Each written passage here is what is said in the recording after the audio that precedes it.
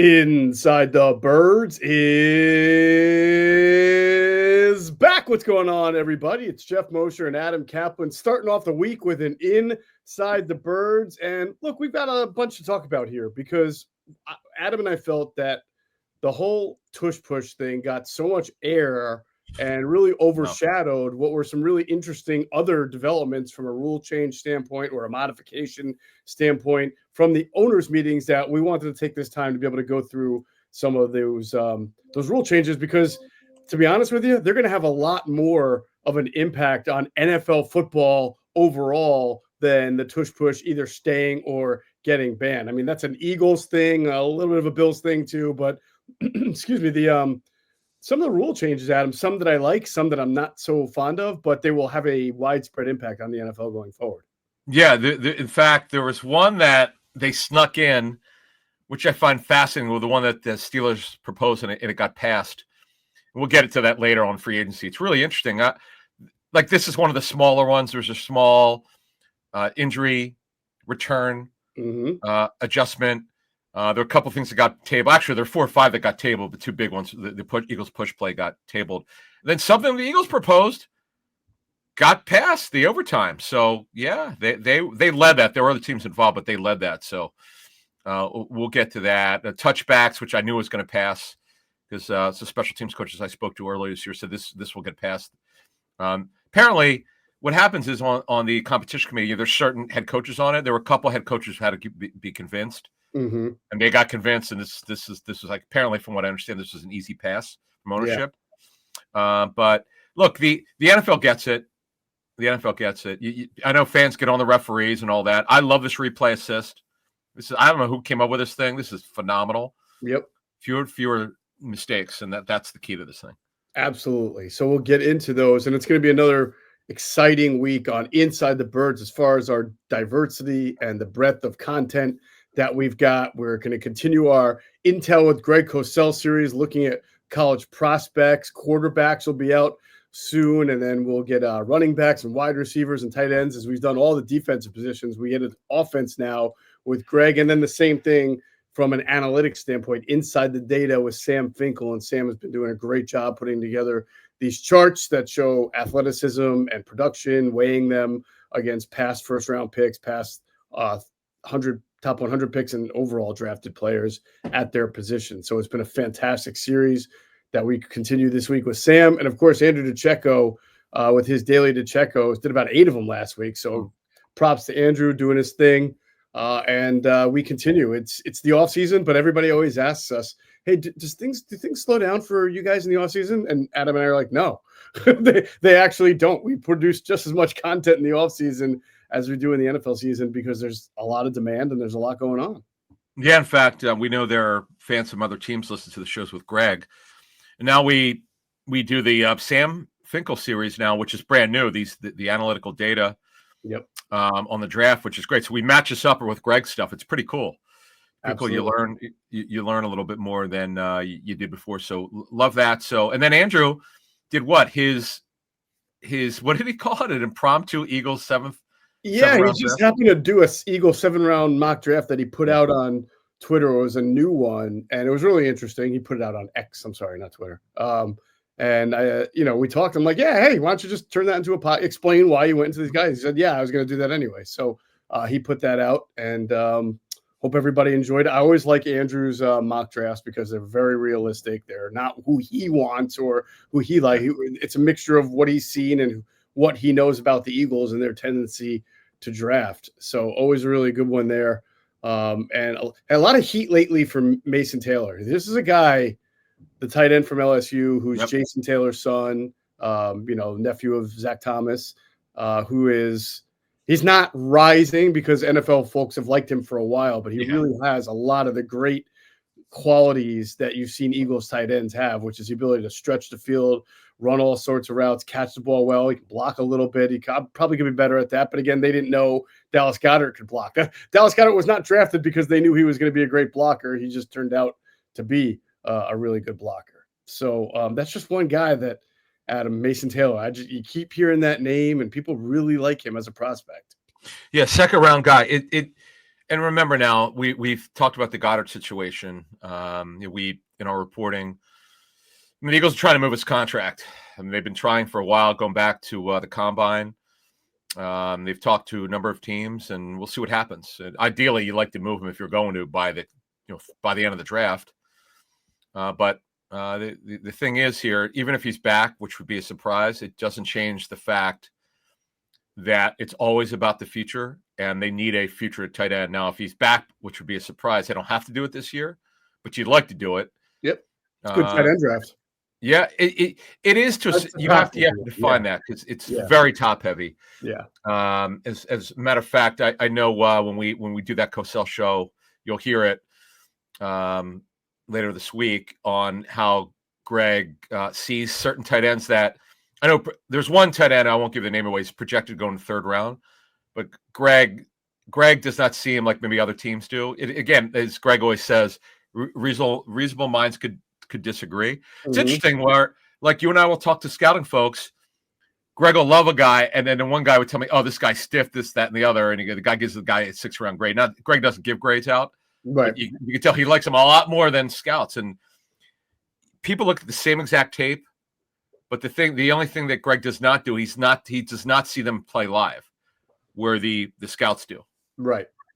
Plus, the scouts go to the school, they talk to other they see them practice, which is a big thing. You kind of get to see if a guy is always first in the drill line or last in the drill line. You really get an idea of who a guy is outside of just game day as well when you do that professionally for an NFL team. Hey, how great was Barrett Brooks? He was our Ask an Eagle guest for the month of March on Patreon, and we had our Patreon members in a room with him, asking him, because we do this once a month with a different. Sometimes we do it with a former Eagle player, coach, or front office, and Barrett was gracious enough to give us his time. And the cool thing about Barrett was he, because he's the analyst at NBC Sports, he was able to talk about this year's Eagles team, talked about winning a Super Bowl with the Steelers. He's also been breaking down prospect tape, so he gave some of his favorite guys. So it was just a wide range of questions people threw at Barrett, and he answered them all really well. It was just a really good session with Barrett. Yep. Patreon.com/InsideTheBirds. Get all of our shows commercial free. Do it. And then we've got a lot more coming here for Patreon before the draft. And also, before we get started, Greg Cosell, right? Are we doing it every week with Greg? With our the Ask Greg Cosell was yep, and yes, we do. Yep. Yeah, great. Patreon.com/InsideTheBirds. All right, so let's get into some of the rule changes from the NFL owners' meetings. They took place in West Palm Beach, Florida, at the Breakers. And again, there was more than just the Tush push.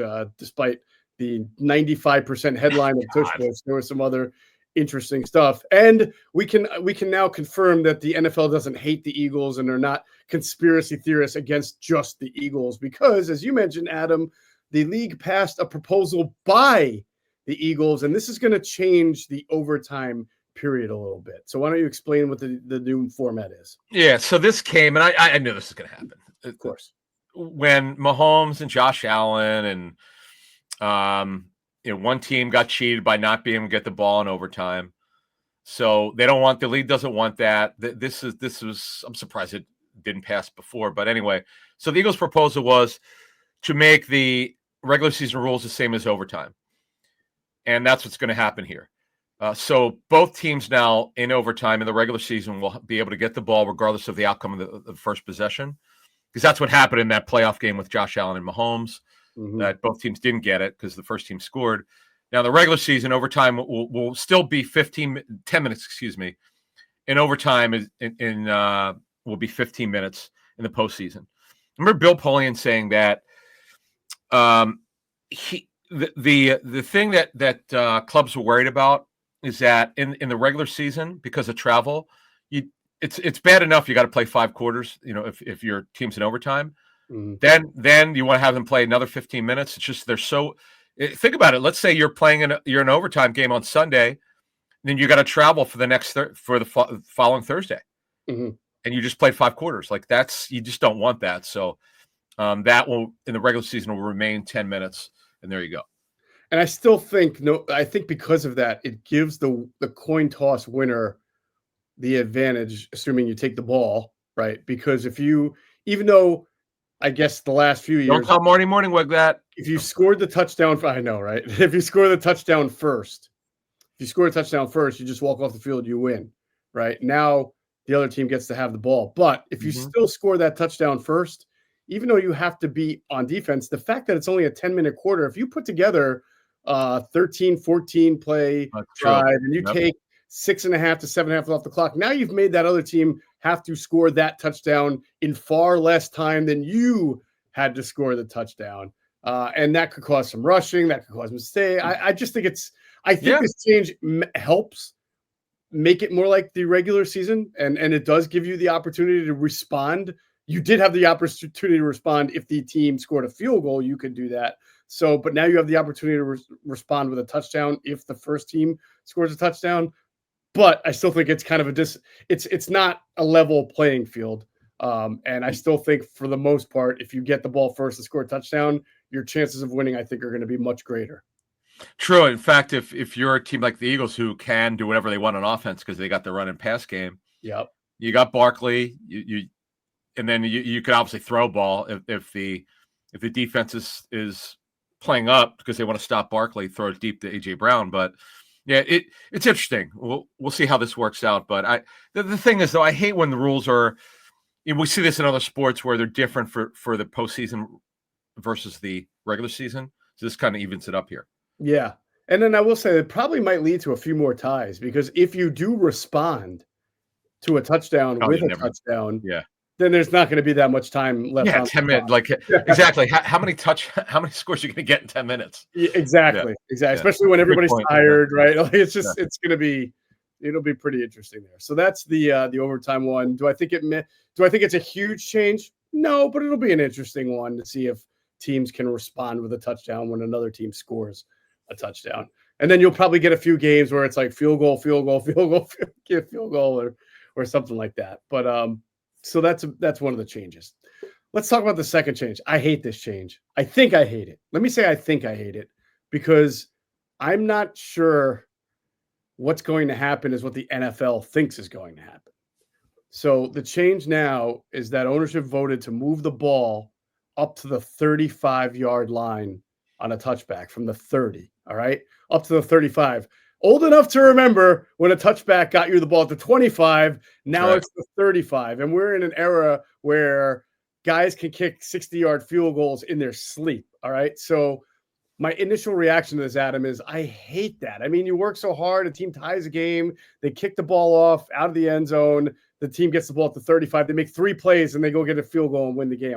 It's almost like the defense is at such a disadvantage already, and now you're making it at more of a disadvantage. But I'm guessing, Adam, the NFL thinks that by doing this, more teams are going to kick the ball short of the end zone and try to force a kickoff return, which is still under the new kickoff format. Dynamic. This is what people have it wrong. I keep hearing people saying, oh, the NFL talks about player safety. They tried to eradicate the kickoff because of player safety. Now they want more kickoffs. Well, they want more kickoffs under the new kickoff format, which is you can't start going on defense until the ball is caught, right? Or in the air, or I forget what it is, until it's caught, right? It has to be touched. Yeah, I think it in the landing area. I don't have the rules in front of me, but right. So you're not getting that 50-yard run downhill to totally like crack a ball carrier here. Yeah, no, concussions are down. By the way, that was part of it why they took the UFL. They looked at that and they adopted it. They were correct that there would be fewer concussions because you can't have the running start anymore. Right. You have to wait till the ball hits the landing zone. By the way, here are the numbers for how well this worked last season in terms of returns, because they thought returns were pretty much an historic low before that. In 2023, they were just 22% of kickoffs were being returned. Now, last season, let me read this. Okay, there were 332 more kickoff returns in 2024. That was an increase of 33%. That was up from 22%. So they were right. There would be an increase, but the increase was not as big as they thought it would be. Right. But it was the first year. Right. There were way more big play returns because, again, you have to wait. They can't get that running start, the coverage team. Mm-hmm. There were 59 plays of 40 or more yards, which were the most in nearly 10 years. So that's what they want. They want more plays. They want big plays. They want scoring up. Okay. It's funny because with the run game returning, all of a sudden last year, obviously with the Eagles, number one, that's really the big one, and they won the Super Bowl. You wonder how, because the league, they always talk about it's a passing league. Well, it wasn't last year. So Right. you really want. I wonder how the league feels about that. Right. Not that they've been asked publicly about it, but I just find it interesting. Yeah. And so I think the NFL thinks that there's going to be a lot more kickoffs now. And again, it's under the new format. So if you're sitting here saying the NFL is being hypocritical about this, you're wrong. They're not. It's a much, much safer play. That's been proven because of the new format. However, what I wonder is, I think there are still just a bunch of old school coaches that are going to kick this ball into the end zone. If they're up, let's say they score a touchdown, tie game, they score a touchdown, they go up. There's like 2 minutes left or a little bit less. They're going to kick the ball out of the end zone and take the touchback, which they shouldn't do, but they're probably going to, because there were still a bunch of touchbacks last year. But again, what's that? I would never want a touchback under that. I would never want to give the team the ball at the 35 in this day and age. Yeah, I know, with building throw, but the league got what they wanted. There were 332 more kickoff returns last year. I mean, that's an increase of 33%. So that's a lot. Like that it's not quite what they said the number would be. That's pretty good. Yeah, so how much? What was the number total again? Well, the total there were 330 more that comparatively to 2023. There were 332 more comparatively to 2023. So that's a lot. And the big play returns. I mean, you got nearly 60 plays of 40 yards or more on returns, because again, the dynamic kickoff, you got to wait to run down. It did look weird at first, which we said this last summer. It's going to look very weird because I'm one of the 5 people actually would watch the UFL, and it was a really odd thing. And then the USFL was doing it, then they combined leagues, and so it's good. The league wants more excitement. For many years, special teams coaches thought that the league was trying to ban the kickoff, because they kept shrinking all more and more was taken out to get excitement. And as you were saying, so few kicks were happening because the kickers were kicking out of the end zone. Yeah. Well, not as much anymore. So that's a good thing. Well, I'm just going to hope then that any coach who's got half a brain, and if they're winning by 3 with under 2 minutes left because they just kicked a go-ahead field goal, I'm going to hope and pray that they do not kick the ball out of the end zone, because you're just inviting the other team to start at the 35 and get in field goal position in 2 or 3 plays. Kick the ball into the safe zone, make the offense have to work for it and go far more, or make them try to have to return it to the 35 first and then see if they can make the plays. But I just would not give the other team the ball at the 35. It's not in this day and age, unless they had a terrible kicker or something like that. So I don't know. We'll see. We'll see what happens with this one. The next one.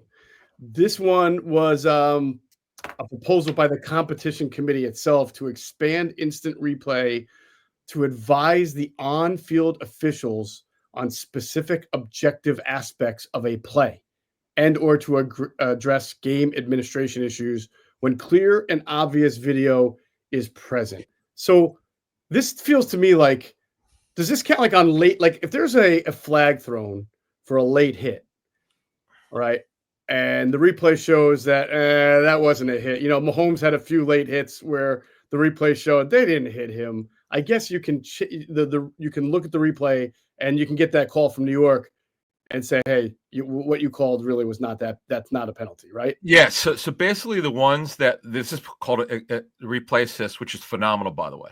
It's one of these things where I don't know why they didn't do this decades ago, because they're just, and the term is clear and obvious when there's a penalty that's called and they just made a mistake. Like they weren't allowed to go to replay, but now they are. Right. So and the thing is, if you notice, it's very quick. They get this thing done. They're on it immediately. So it allows the officials to get it right and have things overruled that are considered objective, like face mask, because that's the problem sometimes. They cannot tell if sometimes a guy will grab the chin strap and they think it's the face mask. Okay. Horse collar. That's another one that's missed a lot. Mm-hmm. It's not like missed. A lot might mean 10% of the time where they think it's a horse collar. They grab it inside the jersey where they don't. Right. That could be overruled, or tripping was also added to the language here. So that's part of the expanded replay assist, and good for the league to do this. This is a great thing. Yeah. Now let me ask you, because I might have interpreted this wrong. I thought that this could only occur on a play in which a flag is thrown. Yeah. Here's the language. Hang on, let me give you this one, because that's big. If that's the case, where it can only be a clarification on a play where you're right. No, it's actually right. Okay. They could overrule if it was clear. The language is clear and obvious if the foul didn't occur. Mm-hmm. Okay. So like a late hit, even like if the replay shows the guy is hitting the quarterback as he's throwing, and they threw a flag and said that's a late hit, New York could say no, he's hitting him as he's throwing. That's not a late hit. It's within the strike zone. Reverse that call. They can do that because the flag is thrown. What I don't like about this, well, it's not that I don't like it, but what I think is still left unsettled, Adam. You remember last year, there were like 4 or 5 primetime games, and you were just referring to this, where there was either a horse collar or a quarterback got hit late and got his face mask ripped off, and they didn't call it. And everybody's like, the replay clearly shows he got his mask. He was hit on the head. Like the quarterback was hit. There were like 4 or 5 games on primetime in a row in the last play of the game that this happened. Under the new rule, that can't, because a flag was not thrown in these situations, they can't, New York can't say, hey, you got to reverse that, because there's nothing to reverse. It can only happen when the flag is thrown. So there's still a part of this game. And we see this when Jalen Hurts runs a lot. Like sometimes referees treat him as a running back, even though he might still have his, ball, like he's like looking to throw and he gets hit late and they don't call it. They can't reverse that because the flag's not thrown. So there's still an element of this game that's very important and very vital that can't be fixed if there's a mistake. So here's expanded language. Replay assist will be able to pick up flag for those infractions that are clear evidence on video that the officials earned by calling the penalties. Mm-hmm. That's what I meant about horse collar. Yes, that's the issue, because you can't tell. See, it's you're making a call in real time. It's impossible to be correct every time. It's impossible. Right. So this can help reverse when a referee throws a flag for horse collar, and then you realize what the guy did was really just drag him down by his shoulder pad, right, or his jersey. Yeah, but he didn't get it inside the pads. Right. Exactly. Right. So that definitely helps, and I think that's a good thing. I still think there's this, like I said, there's this unsolved issue of calls that are not made that should be made. Right. It can't change. Have to get eventually. I think 5 or 10 years in a row they'll figure out a way, especially if they keep having this issue happen on prime time in big games. Yeah. But they got to figure out a way to get that. I'm glad you mentioned this. The clarification is very simple. Mm-hmm. They want to make sure that if they're calling it, it's correct. They're not going to slow the game down. This is what what you said, what you just added is what Belichick wanted. He wanted you to be able to challenge every flag. Yeah. Or even pass interference where there wasn't one thrown. He wanted you to be able to challenge. Yeah. Yes. PI. Yeah. But the thing is that they don't want to slow the game down. Yep. And they're just, they understand, like, guys, they're just going to miss stuff that they don't see. Right. But you can't let the replay assist. Okay, you missed this, so we have to go back and run the video. It's going to take too long. It's just this thing is easy because they have already seen the play, and they're like, well, no, this is wrong. He did not have his hand inside. He did not have his hand inside the shoulder pad. That's wrong. It's not going to. We're going to take that penalty back. That's it. I would think in the future they might start for plays that aren't where a flag is not thrown. They might just start with quarterback plays, like. Can New York change a play where there was no call that there should have been a call and say, hey, look, there should have been, the guy hit him in the helmet. He ripped his face mask off. That's a penalty. But I don't know, because you're right. That starts to get into that whole, then everything goes for review. So we'll see. We'll see. Oh, and one more. They also added an expanded replay, because this is another one That's so subjective. And again, the officials have to in real time make a decision. Mm-hmm. So you could overturn roughing the kicker, running into the kicker, if video replay show the defender made contact with the ball instead first. Right. Right. So Which is that's good. all. I think that there have been a lot of bad calls on that Yep. in Yep. games. So that's good Yep. too. Oh, one thing, and I didn't put it in my notes, but I do want to mention this is another one where you go, the NFL is the best league out there. Mm-hmm. How the hell for 60, 70 years was the chain gang responsible for spotting a ball? So now they have the Hawkeye system, which is done by Sony. It's just ridiculous. Remember, was it Gene Steratore had the index card? Remember? Yep. Yep. I used to joke with people, Adam. I made a football joke. I'm sure you've heard the joke before. When the next great meteor or fireball hits the Earth, the only thing that's going to be left are roaches and Cowboys fans, right? That's a common Eagles joke. Mm-hmm. When the Earth is destroyed, the only thing left will be roaches and Cowboys fans. Well, I used to add chain gangs because it seems like no matter how much we evolve as a society, we still have these little guys trying to ridiculous. It's crazy. You're talking about the richest sports league in the country. Now we're not talking about soccer in England or whatever, I don't know how much those leagues make overseas, but here this is the biggest one, and you're relying on old people. Ridiculous. With like two sticks and a chain. It's just ridiculous. So they anyway, did change it though, right? It's going to be computer generated now. Or it's the Hawkeye technology. Yeah, it's cameras. So, got it. And then the chain gang is only there for backup. So this is big. Yeah, this is so good. This is because how many times does it happen in season where you go, oh, you never know how the game would have been impacted if they would have got the call right with a spot. Right. But now you don't have to worry about that. Definitely. All right. Thursday night football flexing. Finally, we have an adjustment here, Adam, and that might mean finally poor Al Michaels and Kirk Herbstreit won't have to be stuck with 3 awful games in a row, right? Yeah. So the language is the Thursday night football, the deadline to flex a game from 4 weeks to in advance to 3. Mm-hmm. And that's the point, is you're hoping that the quality of play will be better. It's funny. Going back a long time, yes, short week, Thursday night football more often than not has been bad, but some weeks have been actually pretty good. But Al Michaels makes such a big deal. Well, he complains about it was his laundry. He complains a lot. Yeah, he's the best. He's fun. He's actually him and Kirk Herbstreit surprised me. Yeah, he's been pretty good. Because I'm like, man, you're bringing a college guy to call games? All right, we'll see. But he's really good. He's on it, man. He's well, he doesn't. I think he doesn't over dramatize it the way I think Joe Tessitore would when he had to. Yeah, Joe Tessitore can get all. This is the greatest thing ever. Yeah. Right. In the NFL, it's like I just saw somebody do that yesterday. So why are we acting like this is the greatest thing ever? And I think Herbstreit's good like that. He doesn't get too high or too low. He's what I like about him is because he played quarterback. He pointed out something last season. He just totally debunked his based on tape study.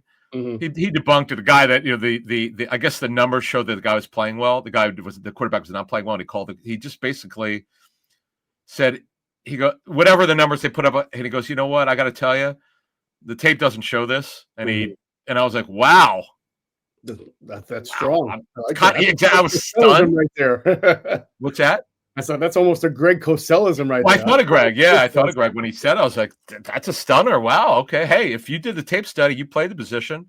Right. That was good. So no, I like and one more thing, and I love the all 22 views on Amazon Prime. It's phenomenal. Was Sam Schwarzenstein? I actually met him at the Super Bowl. I think that's his name. Yes. Yeah. I mean, He's it's good. Not surprising that the streaming services have figured out a couple of ways to kick the age-old networks' asses in coverage, because that's why streaming services exist. They're ahead of the game. They're so very good. They know how to give the consumer what they want. Why can't I know it's a Fox cost. you don't like the robots, the robots in the commercials. Why can't you get see? So what we're talking about, folks, is if you don't have Amazon Prime, they give you like 3 or 4 different camera Yes. shots. Yep. Whereas we're getting 1 or 2 on a regular broadcast, and you're getting all 22 shots. You're seeing the entire field. Yeah, It's and next phenomenal. gen stats. You're also getting like next gen stats from them and Yeah, things like that. right, Yeah. right. It's great on my laptop, man. I love watching it. I was never a big streaming guy, other than watching the Phillies on there or Sixers. Since the Sixers are unwatchable this year, it was just it's Phillies. But man, I'm all over the Amazon games. Even if for fantasy I don't have any players, I'm like I watch anyway. Right. Because it just adds to the enjoyment of the game, be able to watch, because it changes the game when you see all 22. Absolutely. Anyway. But hey, there are animated robots that you can see on one network. All right. Let's go on. So that's Thursday Night Football. Injury returns. Now, this is an interesting one, Adam. Let's go into the injury returns. Yeah. So typically the minor proposals, more often than not, they get passed. They don't get tabled because it's not a big deal. So teams now could designate 2 players for return when you get to the cut down to 53. So I guess was it 1? Was it 1 before that could return? Was it any? I don't remember. Because if you weren't on the 53, you had to be placed on a list like injured reserve or PUP, right? And then you had to wait a certain amount of time. Yeah, so the language is that clubs can now designate 2 players for return at the final roster cut down when they get reduced to 53 players. Mm-hmm. And then teams can receive additional DFR spots designated for return, increasing that number from 8 to 10. And that includes PUP, that includes NFI, which is non-football injury, non-football illness, or injured reserve. Mm-hmm. So it used to be 8 with all of the return list, or of all the reserve lists, and now it's up to 10. And then you had the note a couple years ago, which is held since COVID, that the rule for call-ups is what it used to be for activations off the practice squad was what you get 3 per season per player. Yes. Yeah. But then it would be unlimited in the playoffs. Right. Which good for the league. I just wish it didn't take COVID for them to get that rule. That's just that's true. Ridiculous. Anyway, this one I love. This is interesting. Mm-hmm. So the Steelers, this one I wasn't sure is going to pass, only because it's a little bit. It's a 1-year trial. It's a little bit radical. So the Steelers proposed that during the open period, which is called the legal tampering period, that the media and the fans call, which is not the way the league calls it, but I call it the open negotiating period, which is basically when every big free agent agrees to a deal on Monday and Tuesday, if the league year starts on Wednesday. So anyway, it's a 1-year trial. Now clubs can have Skype's going away. Excuse me, Zoom or Microsoft Teams or a phone call with up to 5 UFAs, unrestricted free agents, and then they could book travel if you agree with those terms for the first 48 hours. Mm-hmm. But before, if you were not allowed to talk to the player. Hello, Saquon Barkley. Although it didn't happen, according to the league, now we didn't talk to Saquon. Yeah, exactly right. But before, you can only do it with agents. So this is big. This is really interesting. You think? I feel like I don't know how this is going to swing things one way or the other that much. Well, because the agent would have to run interference. You couldn't talk to the player. Right. So now you can talk to the player directly. A little bit. Yeah. What's that? I mean, it somewhat eliminates the middleman, but it's not like there was an issue going on, right? I mean, no, but here's why. Okay, let's say Milton Williams, right? His agent had a really good offer from the Panthers, and then the Patriots dropped in. Right. What if Dan Morgan, the general manager, and whoever the D-line coach, they just say, "Dude, you got to take our call. Please take our call. We're going to make a pitch to you." Mm-hmm. I mean, it's not in person, but it's they blow it, whatever. They blow it up. You see the big picture of Microsoft Teams, and you could get the owner on the. But again, you could not talk to the player directly. it can't hurt. And obviously, Omar Khan and Andy Weidel clearly thought there was something that they saw, that they learned. Yeah, I would love to know. This. Right. That's what I'm really interested in. What did the Steelers think would make such a big difference with that? Who'd they lose out on? That's it. Yes, exactly. Who did they lose out on? That's it. You just made me think of that. Okay. Yep. I'm going to look into that. I'm very curious who the hell they lost on. I wonder if it was this year. It happened 2 years in a row where they got screwed. Because they're not a big free agent team. Although I give Omar and Andy credit. They made the trade for Metcalf, and they're a little bit more aggressive in recent years. Right. I mean, I guess if you've got a guy like Mike Tomlin who just commands like immediate respect. There you go. Yeah. Or Nick Sirianni who just radiates with you. You know, that could be like a 3-hour Zoom the way Nick goes on. But fun. I guess I could see that as a better recruiting tool. So. Now, in what I have here does not say how long they could be.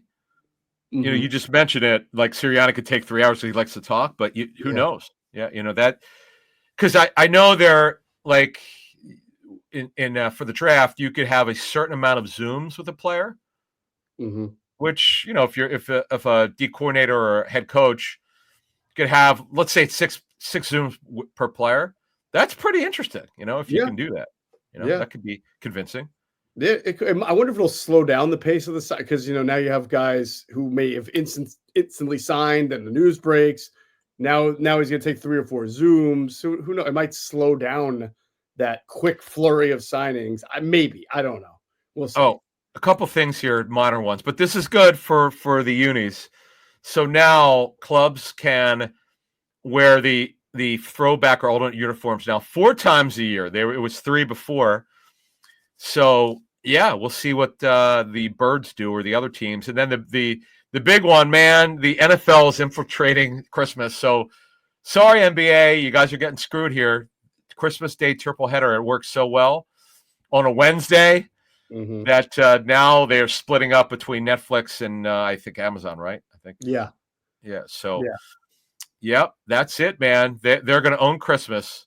They're going to own Christmas. Then we'll get to the other stuff after what we got to talk about here in a minute. All right. What we want to talk about is getting your free 30-minute stretch at stretchzone.com. You can do that. You can call your nearest location or just go inside your nearest location and sign up. There are so many locations. And folks, take it from me and Adam, nothing is going to be better for your physical health than getting nice and stretch, especially if you travel, if you just have a lot of work stress.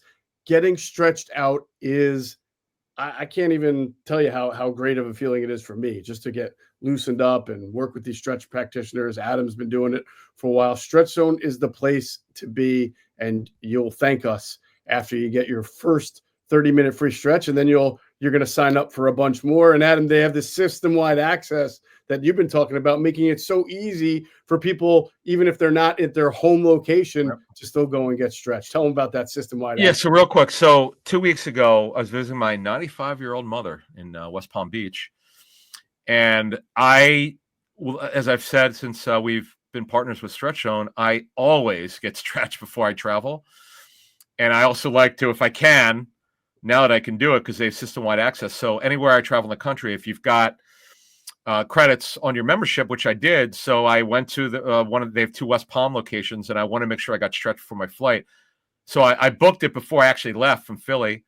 Went on the portal, took me 30 seconds, and I wanted to see how close they were to my mom. It was 12 minutes, so that's what I did. My brother dropped me off, and it was great. And it was I got my hamstrings done that time, and I got my quads done, which is always a challenge, and it's very simple.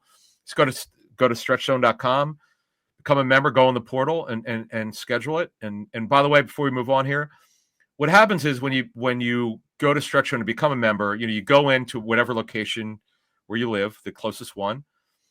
And it's 20, 30 minutes consultation. They go over anything that you're dealing with medically or have any surgeries and stuff like that. They go through it and you get stretched right after that. It's not like they reschedule you for another time. No, you get it done right then and there. It's great. And you just communicate. And the cool thing is, before we move on here, I like to see relatively the same people. I'll try, depending on where I am. Sometimes, obviously, you have to, you you get who you get if you're going to a place that you don't usually go though. But they know your body. Like they know. Like I saw Austin in Exton on Sunday. He goes, man, you're right. Hamstrings are super loose. I'm like, I know.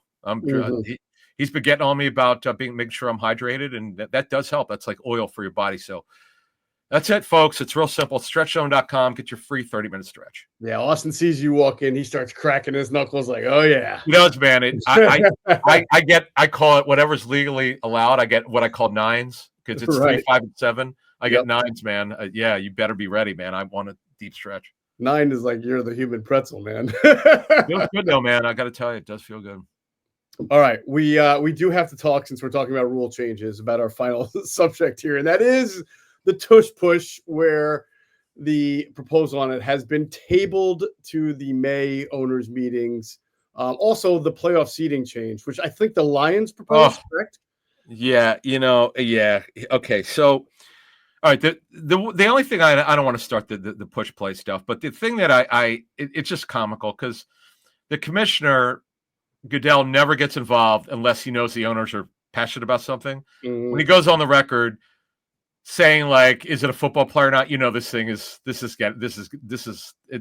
good. The push play is going to be banned. If it's not banned in May, it's going to get banned. It won't. By the way, May is the last time it can happen before the season. And they have to wait till next March. There's a minor owners meetings which I've been to in the fall, but they can't because the season started. They can't. There's no voting on anything. Right. But it's just I just find it comical. I know Roger when he goes on record because he tries to be Switzerland, no opinion on anything. He calls stuff right down the middle. When he has an opinion on something, it's from the owners.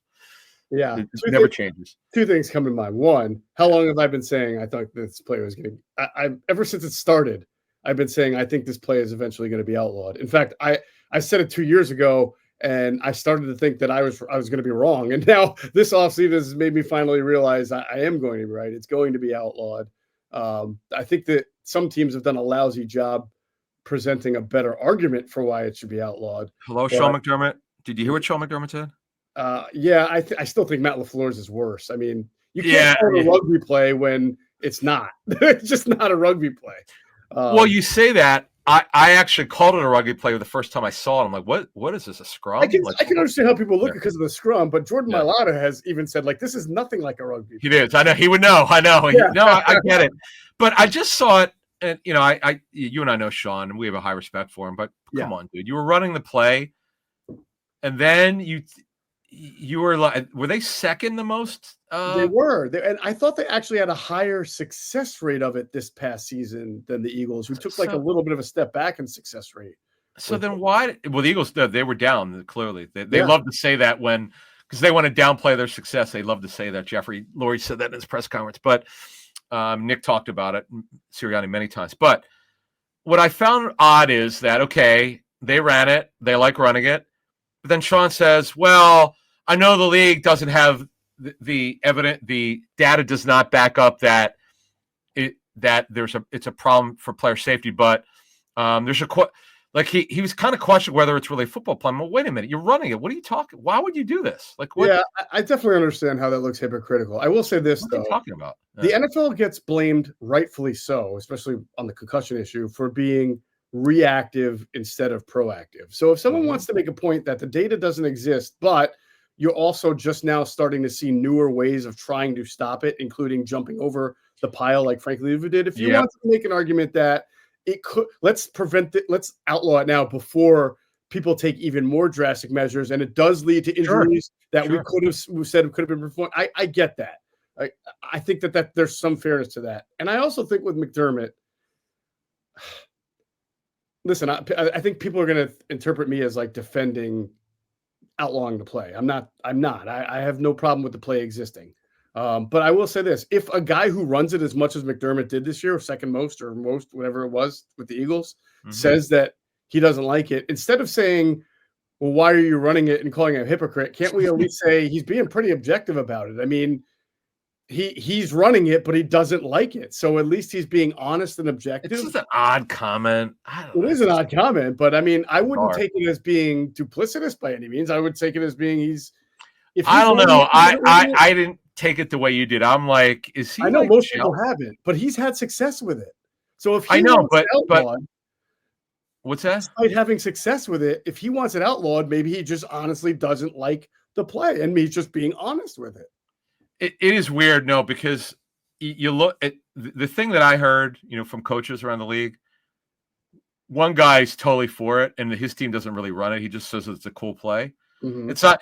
He brought up the Raiders. He goes, if the Raiders were running this, nobody gives a crap. And I'm like, I know, man. He goes, because he called it competitive jealousy. He's convinced. This coach told me he's a coach that you've met with me when we've been at the combine.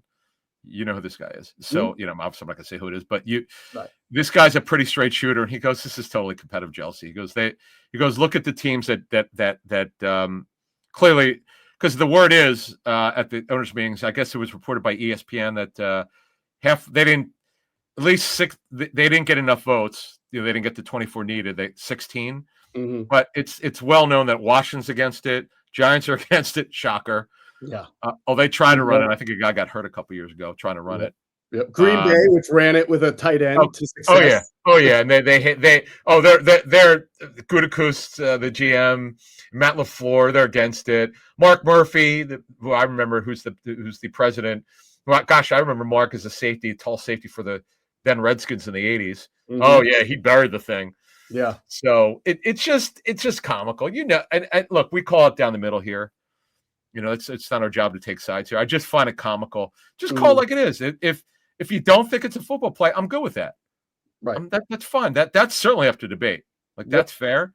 But if it's just because the Eagles are good at it, man, come on, man. Yeah.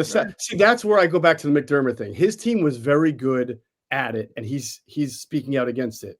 I would take that with more credence than a team that tried to run the tush push, was terrible at it. Maybe they only convert like 30-40%, and they're saying they think it's a bad play. Well, the first thing you're going to say is, no, that's just sour grapes because your team sucks at it. So at least McDermott's had success with it, and that's why I take that as more sincere and genuine and not sour grapes, as opposed to a coach who's probably tried it, who tries it, doesn't have success with it, and now says, oh, well, it's a crappy play, it should be outlawed. Well, yeah, because you're not running it very well. So that's where I would balance one versus the other. But, I see it this way. There is a potential. I agree with you. If you give enough people who are on the fence enough time to think about it and think about it and think about it, you're eventually going to sway them to the other side, because that's everybody starts to rationalize why it might not be good and this and that. So you're right. It'll probably get outlawed. And it's going to get out, dude. I'm telling you, I agree. Yeah, I'm telling you, when Goodell speaks up, it's not good. It's just I know the way he works. Mm-hmm. Just he works at the behest of the owners, man. This is the way he is. So that's fine. And then maybe it will be good for the game, even though it's a terrible way to do it. Like the shift in baseball, I was not a fan of outlawing it because I don't understand how you could just like with the tush push. Why I hated it, honestly, I hated the shift. I hated it, my stance was there's nothing illegal about it, so why are you outlawing it? Right. They did outlaw it. It's been better for the game, to be honest with you. Mm-hmm. By the way, why the same thing happens? Why the hell did the league take the language out in 2005? Like, why did the NFL do that? Well, I never got an explanation of why they decided. So it's been legal, for nearly 20 years. Yeah. Stupid. By the way, the Eagles are going to be just fine. I mean, I know this pisses Eagles fans off, but they will be. I mean, with A.J. Dillon and Saquon Barkley and Ben Van Sumeren moving to fullback, if they just run a normal quarterback sneak or H-back power or fullback power on short yard, they're going to convert a really, really high percentage. They'll be fine. Oh, yeah. The Eagles have been a good sneak team anyway for a number of years. So let's just talk about this playoff seeding thing. And I hate it. Well, here's the problem. You have to, as much as you hate to reward a team, like let's say, and this happened, and they actually won when the Seahawks had the losing record, and then they wound up winning the first playoff game over a team that had a much better record than they did.